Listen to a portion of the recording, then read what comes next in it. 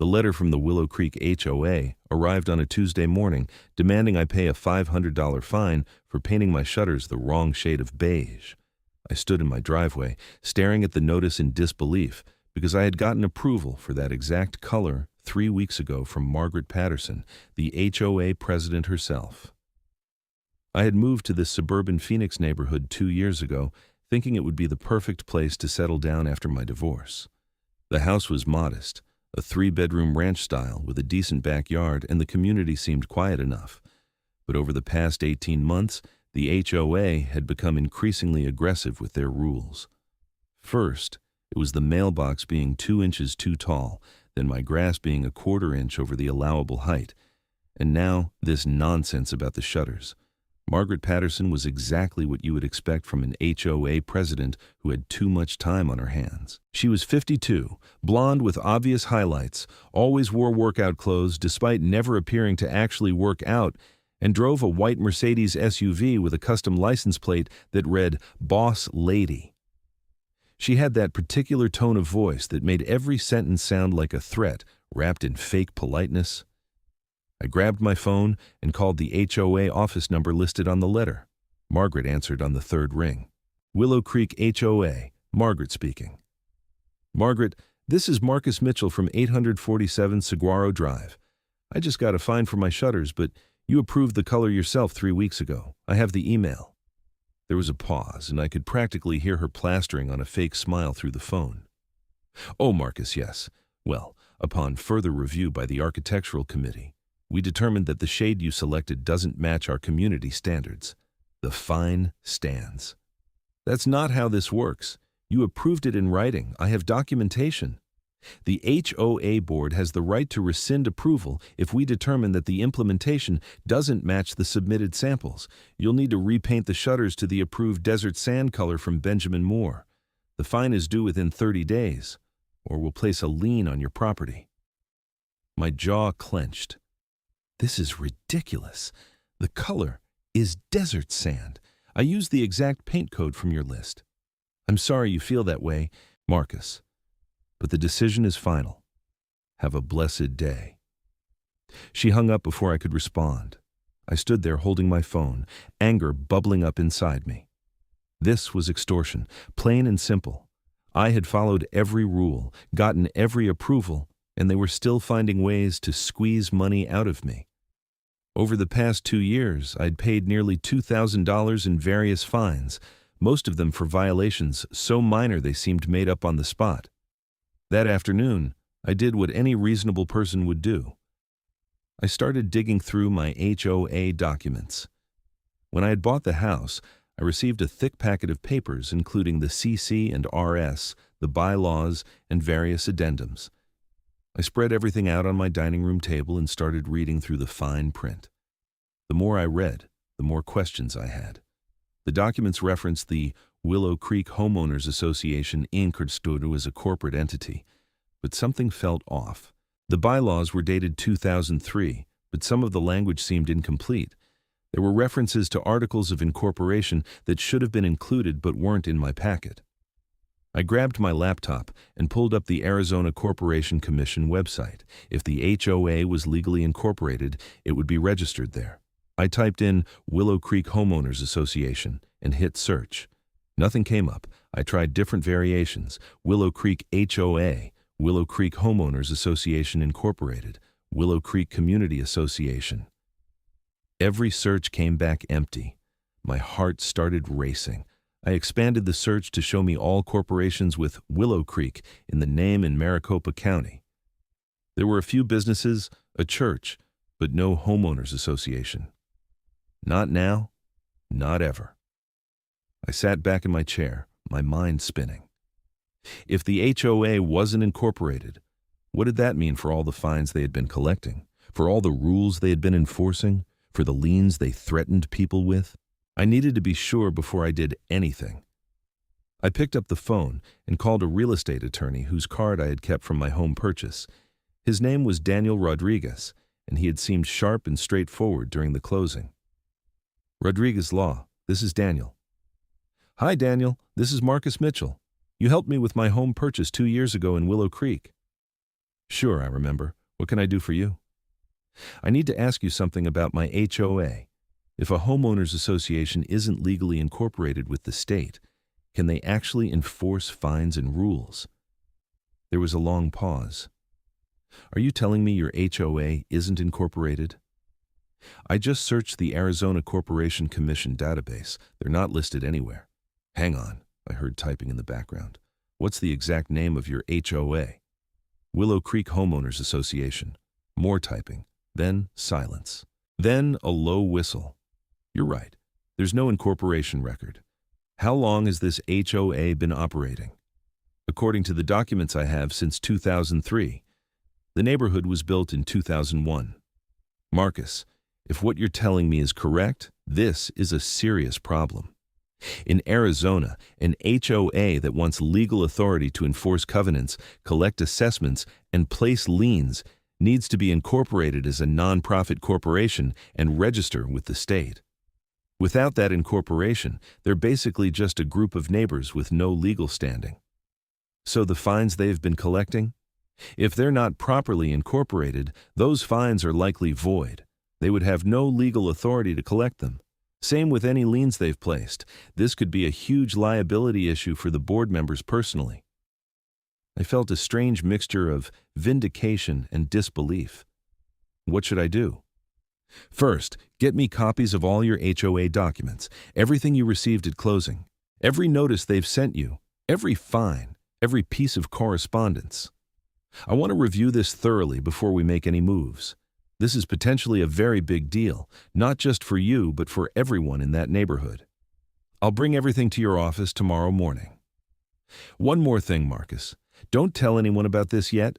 If the board finds out you're looking into this, they might try to quickly incorporate and claim it was just an administrative oversight. We need to understand the full scope of the situation first. I agreed and hung up. That night, I barely slept. I kept running through scenarios in my head. How many people in this neighborhood had been fined over the years? How much money had Margaret and her cronies collected? And where had that money gone if it wasn't being managed by a legitimate corporate entity? The next morning, I was at Daniel's office in Scottsdale when it opened at 8.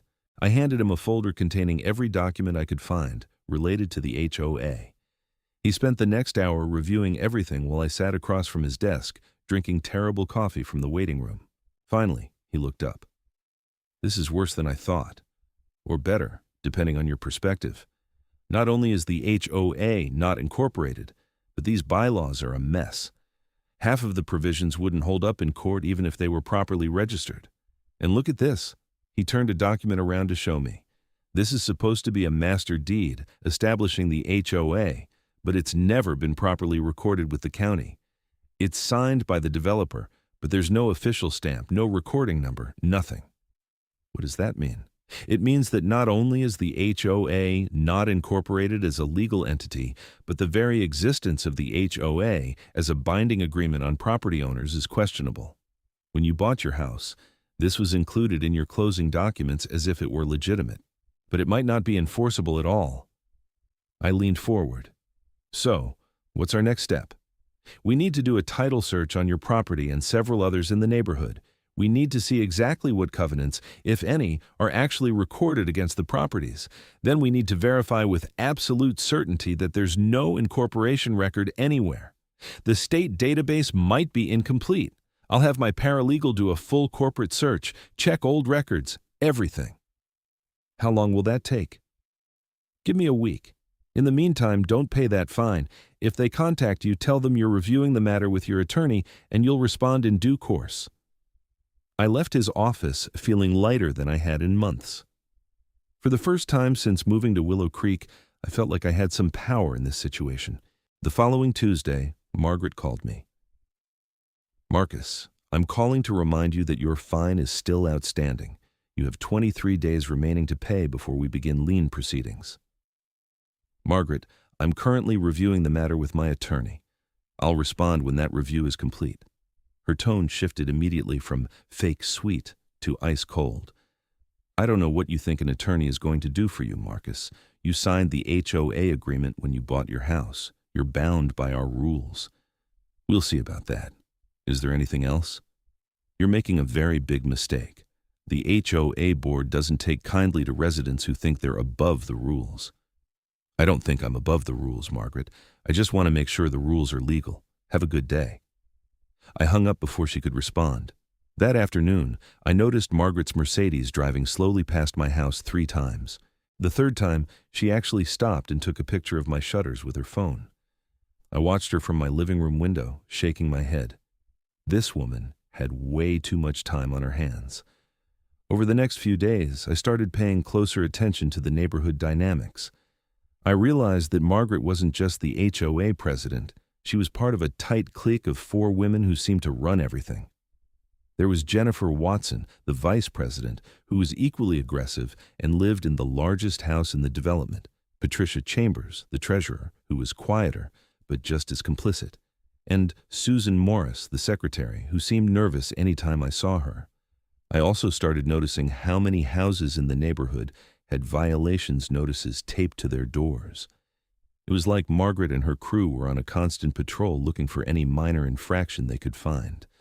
A trash can visible from the street, a garden gnome that violated the decoration policy, a car parked in a driveway for more than 24 hours. One evening, I was checking my mail when my neighbor from across the street, Tom Brennan, walked over. Tom was retired military, probably in his 60s, and had lived in the neighborhood since it was built. "Marcus, you got one of those letters too, huh?" He nodded toward the HOA notice I was holding. "Yeah. $500 for shutters they already approved." Tom shook his head. "It's gotten out of control. When we first moved here, the HOA was reasonable. They took care of the common areas, organized the occasional neighborhood event, kept things neat. But once Margaret took over about 5 years ago, it turned into this nightmare. She's fined me 6 times in the past 2 years. For what? Once because my wife put a potted plant on our front porch that was supposedly the wrong color. Another time because our house number plaque was 2 inches too large. It's all nonsense, but everyone just pays because they're afraid of the liens." I looked at Tom carefully. "What if I told you the HOA might not be legally valid?" His eyes widened. "What do you mean?" "I can't say much yet, but I'm looking into some things with an attorney." "How much have you paid in fines over the years?" "God, I don't know. Maybe $3,000. My wife keeps all the records." "Keep those records handy. You might need them." Tom studied my face. "Are you serious right now?" "Dead serious. But don't say anything to anyone yet. I'll let you know more when I know more." He nodded slowly. "Margaret came by yesterday and said our tree was blocking the sidewalk and needed to be trimmed. The tree is 15 feet from the sidewalk. She's just making things up at this point." I believe it. The next day, Daniel called me. "Marcus, you need to come to my office. I have the results of our research." I was there within the hour. Daniel had spread out multiple documents across his conference room table. "Okay, here's what we found. First, we checked every possible variation of the HOA name with the Arizona Corporation Commission, including going back to archived records from 2001. Nothing. The HOA was never incorporated, not even initially. Second, we did a title search on your property and 5 other properties in Willow Creek. The recorded covenants are minimal and mostly relate to architectural guidelines established by the original developer. There's nothing that establishes an ongoing HOA with the power to assess fines or place liens. So they have no authority at all? Correct? What they're doing is essentially a private agreement between neighbors, but without proper incorporation and recorded covenants, it's not enforceable. They can't fine you. They can't place liens. And any money they've collected over the years is legally questionable. Where has the money been going? That's the interesting part. I did some more digging. The HOA has a bank account at Desert Valley Credit Union. It's not registered as a corporate account because they can't register it without corporate documentation. It's listed as an unincorporated association account, which is basically the weakest legal structure possible. Patricia Chambers is listed as the primary account holder. The treasurer. Right. Now, here's where it gets problematic. I was able to get some information through a contact I have at the credit union. That account has received over $300,000 in deposits over the past 5 years. But the expenditures don't match what you would expect from HOA operations. What do you mean? Well, there are regular payments to a landscaping company for common area maintenance. That makes sense. But there are also large cash withdrawals. Checks made out to the board members for vague things like administrative fees and consultation services, and credit card payments that don't seem related to HOA business at all. I felt my anger rising. They've been stealing from the neighborhood. Possibly, at minimum, they've been mismanaging funds and likely using HOA money for personal expenses. Without proper corporate oversight and accounting requirements, there's been nothing to stop them. What can we do about this? Daniel smiled. We have a few options. The nuclear option is to file a lawsuit on behalf of all the homeowners against the board members personally for fraud, misappropriation of funds, and unjust enrichment. We would demand return of all funds collected as fines plus damages. Without corporate protection, they would be personally liable. I like that option. Hold on. Before we go that route, we might want to try something else first. We could send a demand letter to the board outlining what we've discovered and giving them a chance to make it right. Dissolve the fake HOA, return collected fines, and agree not to assess any future violations. If they refuse or ignore us, then we file suit. Why give them a chance? Because litigation is expensive and time-consuming, even when you're in the right. Also, some of the board members might not fully understand the legal situation. Patricia Chambers, for example, might think everything is legitimate because Margaret told her it was. If we give them a chance to make it right, we might resolve this faster and cheaper. I thought about it. Part of me wanted to immediately crush Margaret and her cronies in court, but Daniel was right that the practical approach might be better. Okay, let's send the letter, but I want it to be clear that we're serious and we will file suit if they don't comply. I'll draft it today. We'll send it certified mail to all 4 board members individually. What about everyone else in the neighborhood? Shouldn't they know what's going on? Not yet. Let's see how the board responds first. If they try to fight this, then we'll need to organize the other homeowners. But if they fold immediately, we can resolve it quietly. I wasn't entirely satisfied with waiting, but I trusted Daniel's judgment. He had been doing this a lot longer than I had. The demand letter went out on Friday. It was 5 pages of legal language that basically said, "You've been operating an illegal HOA. You have no authority to enforce any rules or collect any fines, return all money collected immediately, and cease all HOA operations or face a lawsuit for fraud and misappropriation of funds."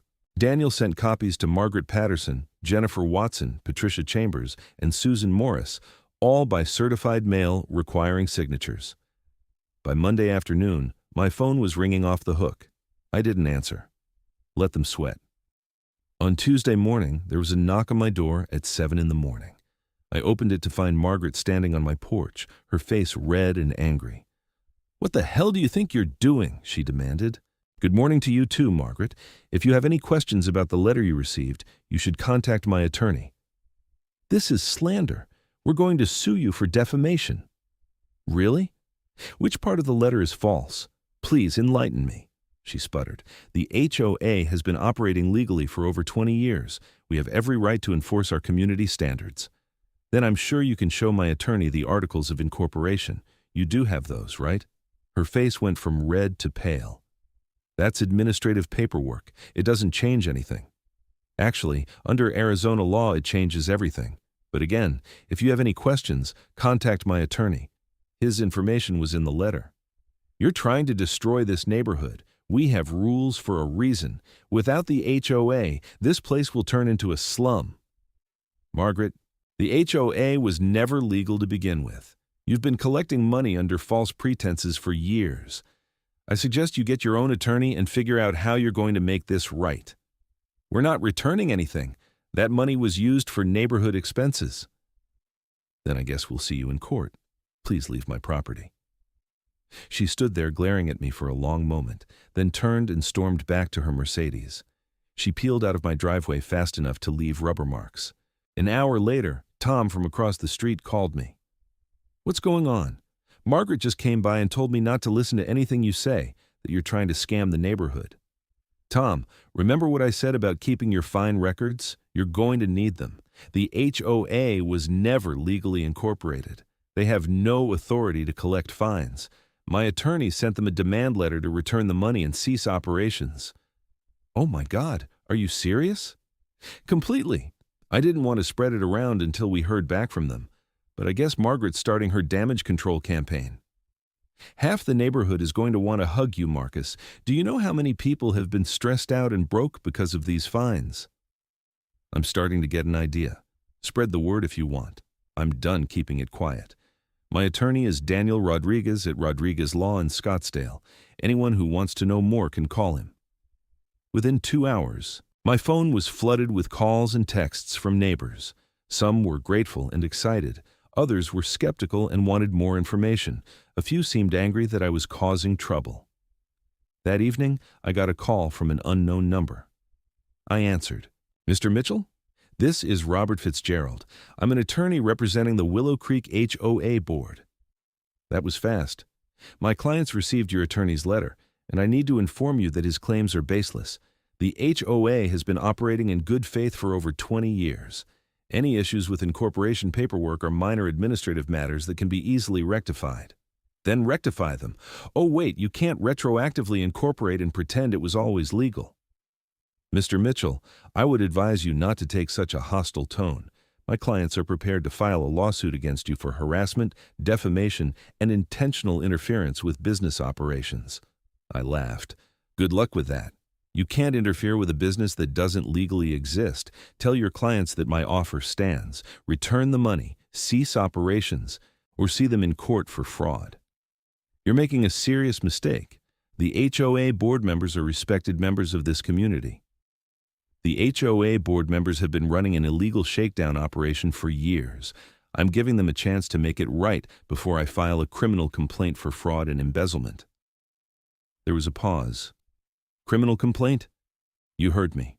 They've collected hundreds of thousands of dollars under false pretenses, claiming legal authority they never had. That's fraud. They've used that money for personal expenses. That's embezzlement. I'm being generous by offering them a chance to return the money and walk away. I'll relay your message to my clients. You do that. He hung up. I immediately called Daniel and told him about the conversation. Good, Daniel said. You called their bluff. The criminal angle is smart. I doubt the prosecutor would take the case without more evidence of intentional fraud, but it's enough to scare them. Let me reach out to Fitzgerald tomorrow and see if we can negotiate a settlement.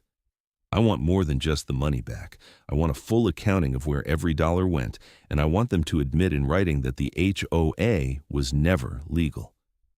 I'll see what I can do. Over the next few days, the neighborhood was in chaos. Margaret and Jennifer went door to door trying to convince people that I was lying and that everything was fine. But word had spread, and more people were starting to ask questions. A woman named Alice Sanders, who lived 3 doors down from me, knocked on my door on Thursday. She was in her 40s, worked as a nurse, and had 2 kids in middle school. Marcus, I'm sorry to bother you, but I heard about what's happening with the HOA. Is it true they've been operating illegally? That's what my attorney determined. They were never incorporated. Oh my God, she put her hand to her mouth. They fined me $2,000 last year because I painted my front door blue. They said it violated the architectural standards. I had to take out a credit card to pay it because they threatened to foreclose on my house. They can't foreclose without a legal lien, and they can't place a legal lien without being properly incorporated. Her eyes filled with tears. Are you telling me I paid $2,000 for nothing? I'm telling you that you paid $2,000 that you're entitled to get back. My attorney is working on a settlement. If that doesn't work, we're filing a class action lawsuit on behalf of everyone in the neighborhood who paid fines. How can I help? Keep every piece of documentation you have, every notice, as every fine, every payment receipt. We're building a case. More people started coming forward. The stories were all similar. Ridiculous violations, excessive fines, threats of liens and foreclosures. One elderly couple had paid over $5,000 in fines over 3 years. A single father had been fined repeatedly because his work truck violated the vehicle restrictions. The list went on and on. By the following Monday, Daniel called me with an update. Fitzgerald reached out. They want to negotiate. What are they offering? They're willing to return fines paid in the last 2 years and agree to cease enforcement of violations going forward. That's not good enough. What about fines from before 2 years ago? What about the money they used for personal expenses? What about admission that they were operating illegally? That's what I told him. He said his clients maintained they were operating in good faith and any incorporation issues were unintentional oversights. Bull. Margaret has been doing this for 5 years. She knew what she was doing. I tend to agree, but proving intentional fraud is difficult. Here's what I recommend. We demand return of all fines for the past 5 years, which is the statute of limitations for fraud in Arizona. We demand a full accounting of all HOA funds. We demand a written admission that the HOA was not properly incorporated and therefore had no legal authority to collect fines. And we demand they pay your attorney fees. And if they refuse, then we file the class action and bury them in discovery. With the evidence we have, I'm confident we'll win. The question is whether they want to settle now or fight it and lose much more later. Give them 48 hours to respond. Daniel sent an updated demand letter. This time, the response came within 24 hours. Fitzgerald called Daniel directly. My clients agree to return all fines collected within the past 3 years. They agree to provide an accounting of funds. They do not agree to admit any wrongdoing, and they will not pay attorney fees. Daniel relayed this to me. It's not everything, but it's significant. 3 years of fines would be substantial.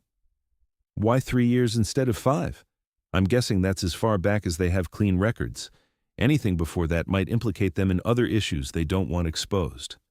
No deal. 5 years or litigation, and I want the admission in writing. Daniel went back to Fitzgerald. Another day passed. Then Fitzgerald called again. Final offer, 4 years of fines, full accounting, written statement that the HOA was not properly incorporated, but with language stating there was no intent to defraud anyone. No attorney fees. I thought about it. Counter offer, 4 years of fines, full accounting, written statement that the HOA was not properly incorporated without any disclaimers about intent, and they pay half of my attorney fees. I'll present it. 6 hours later, Fitzgerald called back. Deal. Over the next 2 weeks, Daniel worked out the details of the settlement agreement. Patricia Chambers, the treasurer, provided banking records showing 4 years of fine collections totaling nearly $200,000. The accounting also showed some questionable expenses, but nothing we could definitively prove was fraudulent without a full audit. The settlement required the HOA to send written notices to every homeowner who had paid a fine in the past 4 years offering full refunds. The notices included the statement that the Willow Creek HOA had not been properly incorporated with the state of Arizona and therefore did not have legal authority to assess fines or place liens. The board members also agreed to dissolve the HOA's bank account and cease all enforcement operations immediately. Any architectural or community standards would be purely voluntary going forward. When the notices went out, the neighborhood erupted. People were thrilled to get their money back, but they were also furious at Margaret and the board for what they had done. Multiple neighbors confronted Margaret directly. One man, whose mother had paid over $3,000 in fines while on a fixed income, threatened to file a police report for elder abuse. I got my $500 back, plus another $1,500 from previous fines I had paid. Alice Sanders got her $2,000 back. The elderly couple got their $5,000. Tom and his wife received nearly $3,000. But not everyone was happy with the settlement. A group of about 20 homeowners, led by a guy named Frank Donovan, who lived on the other side of the development, believed we should have pushed for criminal charges. Frank called me one evening. Marcus, I appreciate what you did, but these women need to face real consequences. They stole from us. I understand your frustration, but the reality is that proving criminal fraud requires showing intent, and that's very difficult. We got people's money back. The HOA is dissolved. That's a win. It's not enough. I've been researching and I found something else. Did you know Margaret used HOA funds to pay for a landscaping renovation at her own house? What? Yeah, last summer. She hired Cactus Valley Landscaping to redo her backyard. I know because my brother owns a competing landscaping company and he told me about it. The invoice was for $12,000. I got a copy of the HOA bank records as part of the settlement. There's a check to Cactus Valley Landscaping dated the same month for $10,000 with a memo that says, Common area maintenance. But we don't have common areas that would require $10,000 of work. Did you tell Daniel about this? I'm calling you first. If we can prove she was directly stealing HOA funds for personal use, that's embezzlement. That's a crime. I felt my anger reigniting. Send me what you have. I'll get it to Daniel and we'll see what he says. Frank emailed me the bank records with the suspicious transaction highlighted, along with a statement from his brother confirming that Margaret had hired Cactus Valley for her personal property around that same time. I forwarded everything to Daniel. He called me an hour later. This is bad. If this is true, it moves from civil matters into criminal territory. The settlement agreement doesn't protect them from criminal prosecution. What should we do? I think we need to take this to the police. We have evidence of potential embezzlement. Let them investigate. Will they actually do anything? It's hard to say, but with documentation like this, they should at least look into it. The next day, Daniel and I met with a detective at the Phoenix Police Department. Her name was Detective Lisa Hernandez, and she worked financial crimes. We laid out the whole situation, the illegal HOA, the collected fines, and the suspicious transactions. Detective Hernandez reviewed the bank records carefully. This is interesting, but I need to be honest with you. These kinds of cases are difficult. The defense will argue that HOA funds were used for legitimate purposes, and even if some expenses were questionable, it's hard to prove criminal intent versus just bad bookkeeping. What about the landscaping transaction? I asked. We have proof she hired that company for her personal property. That's more promising. Let me look into it. I'll need to talk to the landscaping company, get their records, and see if we can establish a clear connection. But this is going to take time. How much time? Weeks, maybe months. Financial investigations aren't fast. I left the police station feeling deflated. I had hoped for quick justice, but the system moved slowly. Meanwhile, the neighborhood was adjusting to life without the HOA. Some people loved it. They let their grass grow an extra inch, parked their cars in their driveways, and generally relaxed. Others were nervous that the neighborhood would deteriorate without standards. Margaret and the other board members became pariahs. People crossed the street to avoid them. Margaret stopped attending the neighborhood email group. Jennifer put her house up for sale. About 6 weeks after our meeting with Detective Hernandez, I got a call from her. Mr. Mitchell, I wanted to give you an update. We've completed our investigation into the HOA matter. And? We're moving forward with charges against Margaret Patterson for embezzlement. We confirmed that she used HOA funds to pay for personal landscaping work. We also found 2 other instances of questionable transactions that appear to be personal expenses charged to the HOA account. The total amount is approximately $18,000. I felt a rush of satisfaction. What happens now? We'll be arresting her this week. She'll be charged, arraigned, and then it goes through the court system. I wanted to let you know because you were instrumental in bringing this to our attention. What about the other board members? At this time, we don't have evidence that they were aware of the personal expenditures. It appears Margaret had primary control of the finances, and Patricia Chambers mostly rubber-stamped whatever Margaret told her. We might revisit that if more evidence emerges, but for now, it's just Patterson. Thank you, Detective. Thank you for bringing this to us. People like her make the system worse for everyone. 2 days later, Margaret Patterson was arrested at her home. The local news picked up the story. Former HOA president arrested for embezzlement. The coverage detailed how she had been operating an unincorporated HOA and using the funds for personal expenses. The neighborhood Facebook group exploded with comments. Some people were gleeful, others were shocked, and a few tried to defend Margaret, saying she had done good work for the community. Those defenders were quickly shouted down by people who had been fined unjustly over the years. Margaret's arraignment was set for the following week. I didn't attend, but Daniel did and filled me in. She pleaded not guilty. Her attorney is trying to argue that she believed the expenses were legitimate HOA business. It's not going to fly, but they'll drag it out as long as they can. What's the likely outcome? Given the amount involved and the fact that this is her first offense, I'd guess a plea deal. Probably probation, restitution, and maybe some jail time, but not years. The prosecution will want to avoid a trial, if possible. Over the next few months, Margaret's legal troubles dominated neighborhood gossip. Her husband, who had always seemed like a nice enough guy, filed for divorce. Her house went into foreclosure because she couldn't afford both her attorney fees and her mortgage. She became a cautionary tale about what happens when you abuse power. The rest of the board members faded into the background. Patricia Chambers sold her house and moved out of state.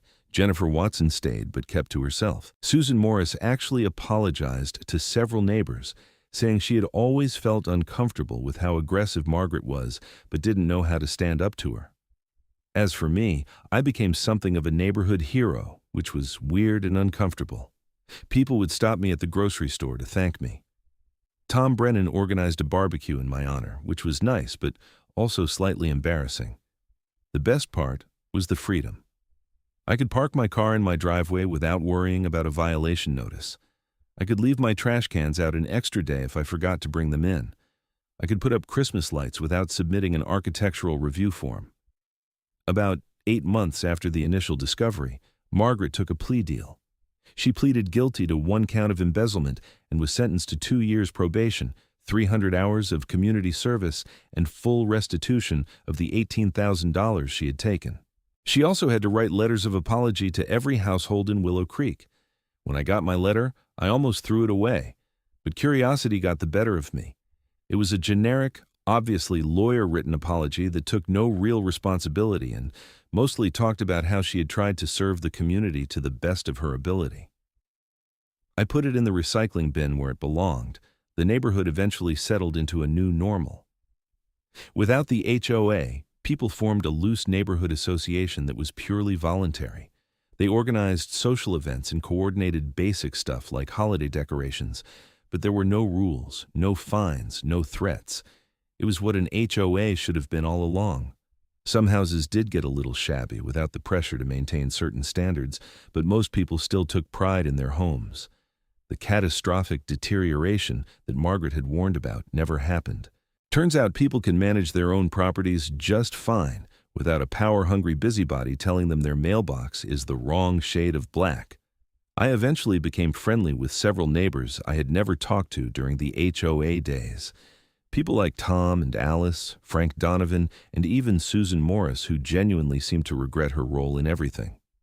We would get together for backyard cookouts, help each other with home projects, and actually build a real community instead of a forced one based on compliance and fear. One afternoon, about a year after everything went down, I was in my backyard working on a garden bed when Tom came over with a beer. "Thought you might need this," he said, handing it to me. "Thanks." I took a long drink. "What's up?" "I was just thinking about how different things are now. Remember when Margaret lost her mind because I planted tomatoes in my front yard?" I laughed. "Oh yeah, she said it violated the agricultural restrictions." Meanwhile, half the neighborhood has vegetable gardens now. It's amazing what happens when people aren't living in fear. That was the whole problem. She turned the HOA into a weapon instead of a tool. She liked the power. Tom nodded. "You know, I looked up the original HOA documents from when the neighborhood was first built. The intent was actually good. The developer wanted to make sure the neighborhood maintained a certain quality so property values would stay up. But somewhere along the way, it became about control instead of community. That's what happens when people like Margaret get involved. They see rules as an end in themselves rather than a means to an end. Well, we're better off now. I still can't believe they were operating illegally for all those years and nobody caught it. I almost didn't catch it either. If they hadn't been so aggressive with that shutter fine, I never would have dug into the documents. So Margaret's greed was her downfall. There's probably a lesson in that. We sat in silence for a minute, drinking our beers and enjoying the warm Arizona evening. My shutters, still painted the supposedly wrong shade of beige, looked perfectly fine. My grass was maybe a little longer than Margaret would have allowed.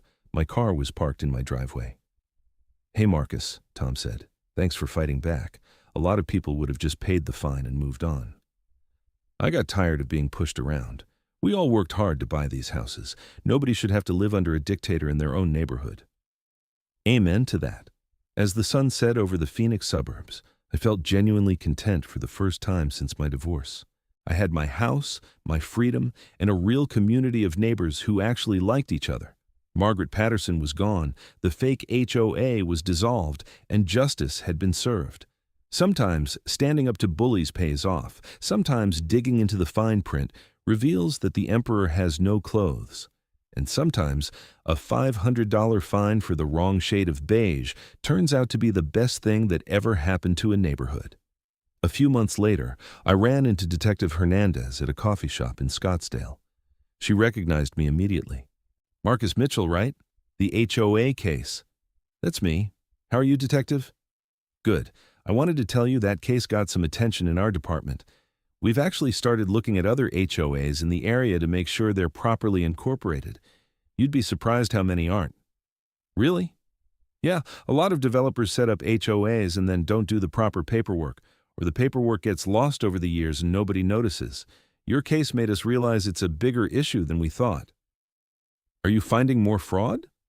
"Some. Not as blatant as Patterson, but definitely some questionable practices.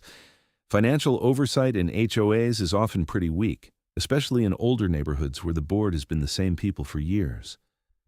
"Well, I'm glad something good came out of it beyond just my neighborhood." "You should be proud.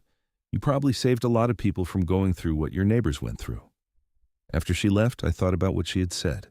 Maybe the whole ordeal had been worth it not just for Willow Creek, but for other neighborhoods dealing with similar issues.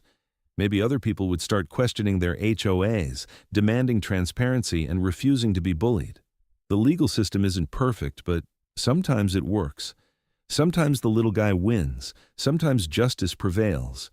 It just takes someone willing to read the fine print, ask the hard questions, and stand up when everyone else is too afraid or too tired to fight. I finished my coffee and drove home to my house with its slightly wrong shade of beige shutters, feeling pretty damn good about life. The HOA was dead, the neighborhood was better for it, and Margaret Patterson was paying the price for her years of petty tyranny and actual theft. In the end, that $500 fine cost her everything: her reputation, her freedom, her marriage, her house. All because she got greedy and picked on the wrong guy who happened to be stubborn enough to fight back and smart enough to know where to look for answers.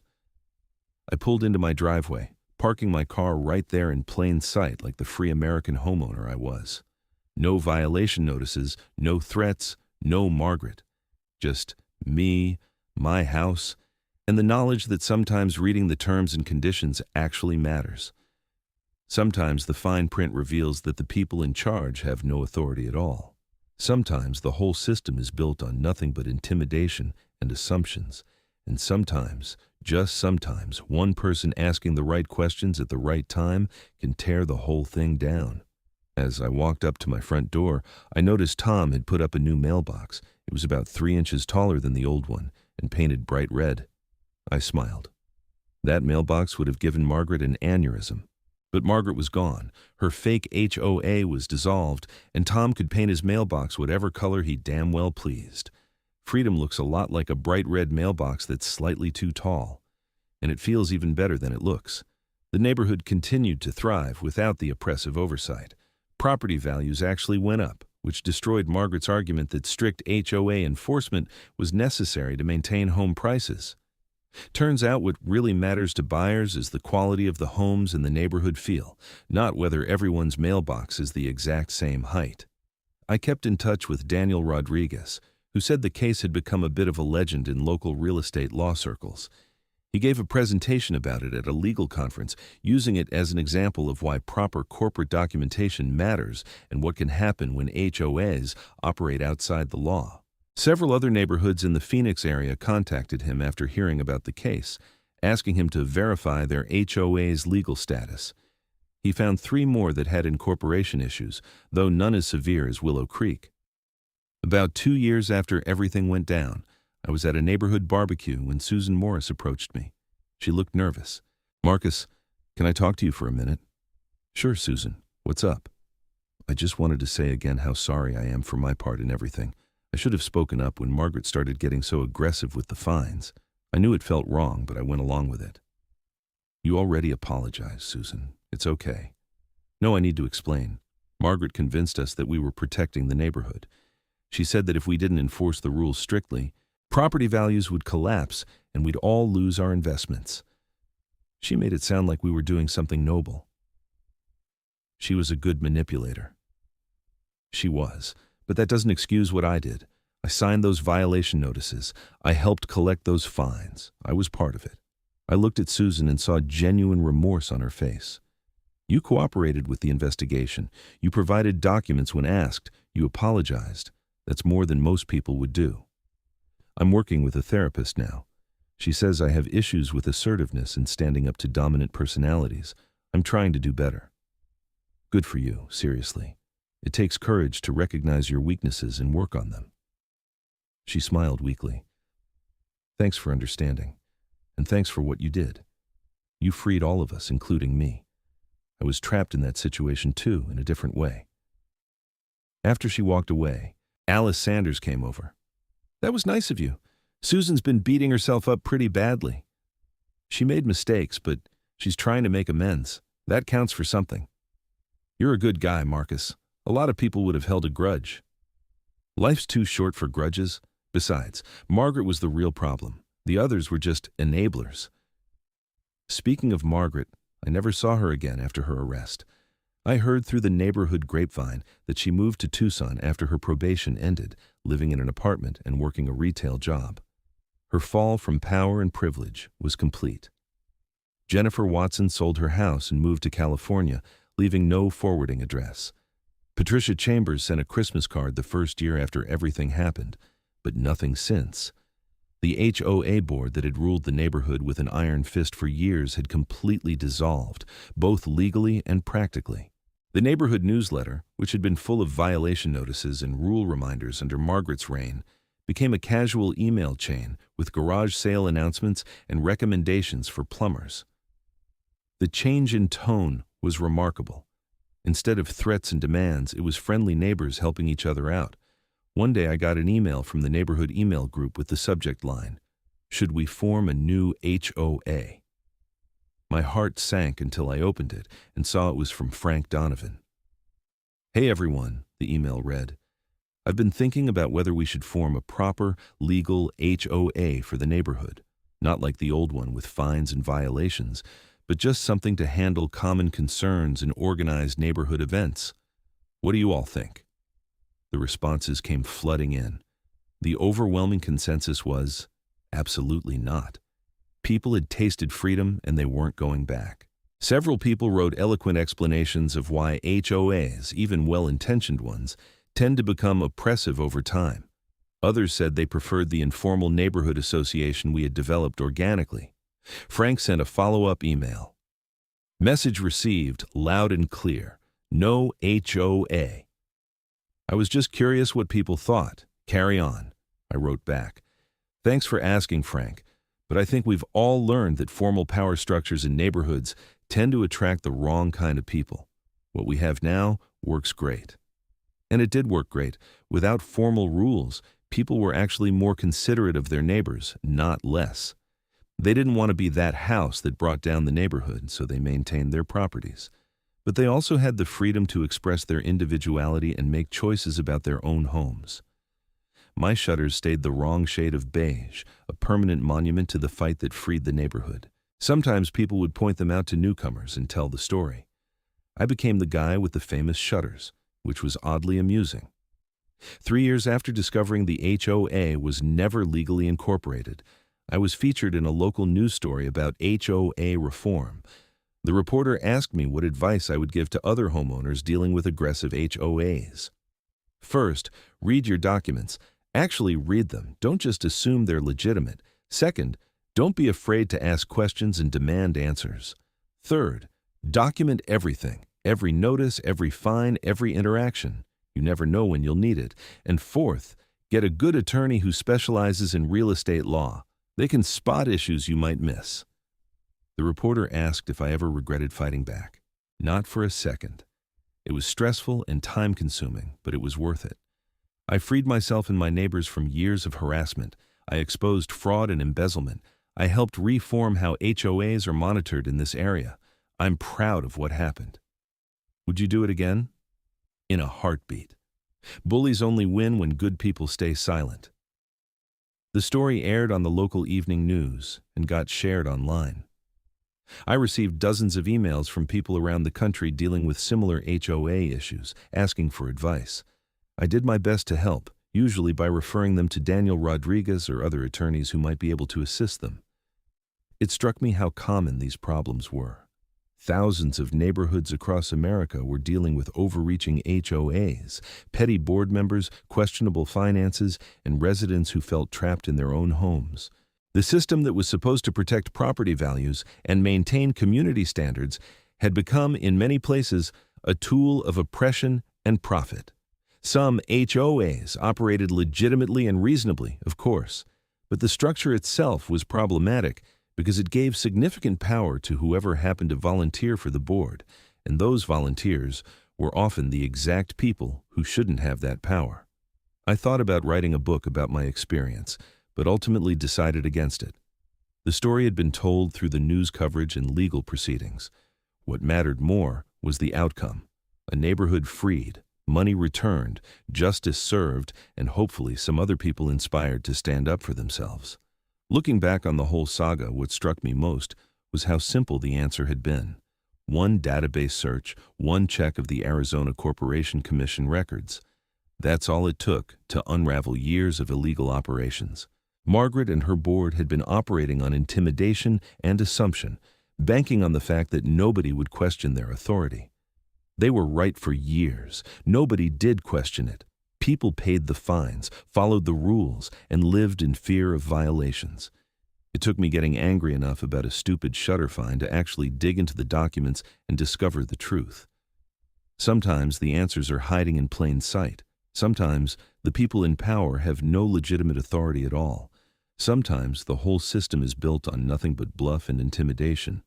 And sometimes all it takes is one person willing to call that bluff to bring the whole thing crashing down.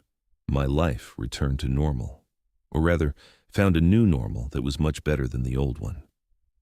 I dated someone for a while, though it didn't work out long term. I got a promotion at work. I renovated my kitchen. I lived my life as a free homeowner in a free neighborhood, which sounds dramatic but was actually just normal, the way it should have been all along. Tom and I became close friends. We'd get together for Monday night football, help each other with home projects, and generally enjoy the freedom we'd fought for. He told me once that discovering the HOA was fake was the best thing that had happened to the neighborhood in its entire history. We were living in fear, Marcus. Every day was wondering if Margaret would find something wrong with your house. It was exhausting. Now I can just live. It's amazing how good normal feels after years of that stress. I knew exactly what he meant. The absence of that constant low-level anxiety had improved my quality of life significantly. I didn't have to triple-check my mailbox placement or worry that my car was parked at the wrong angle. I could just exist in my own home without fear. That, more than anything else, was what Margaret and her fake HOA had stolen from people. Not just money, though. That was bad enough. They had stolen peace of mind. They had stolen the basic freedom to live in your own home without harassment. They had stolen years of people's lives and filled them with unnecessary stress and fear. The justice system had held Margaret accountable for the embezzlement, but there was no way to make her accountable for the psychological damage she'd caused. The elderly couple who'd paid $5,000 in fines had gotten their money back. But what about the anxiety attacks the wife had suffered every time she saw Margaret's Mercedes driving through the neighborhood? What about the single father who'd been so stressed about violation notices that he'd developed stress-related health issues? Those damages were real but unquantifiable. The legal system couldn't address them. All we could do was ensure it never happened again and try to move forward. And we did move forward. The neighborhood healed. Property values increased. People smiled more. Kids played in yards without parents worrying about trampled grass violations. It became a real community instead of a compliance-focused prison. Every time I pulled into my driveway and saw those shutters, I remembered the journey. From receiving that ridiculous $500 fine, to searching the corporation database, to hiring Daniel, to sending the demand letter to Margaret's arrest, to the settlement, to the new life we all had now. One decision to fight back instead of paying the fine had changed everything. I thought about all the people who had paid Margaret's fines over the years without questioning them. I didn't judge them. Fighting back is scary and expensive and time-consuming. Most people just want to live their lives without conflict. I understood that completely, but I also knew that sometimes conflict is necessary. Sometimes you have to stand up to bullies. Sometimes you have to question authority. Sometimes you have to be willing to fight even when it's uncomfortable and difficult. The Willow Creek HOA was gone, destroyed by its own illegality and the greed of its leadership. In its place was something better, a voluntary community of neighbors who actually liked and helped each other. No fines, no threats, no Margaret Patterson. Just people living their lives, painting their shutters whatever color they wanted, and finally free.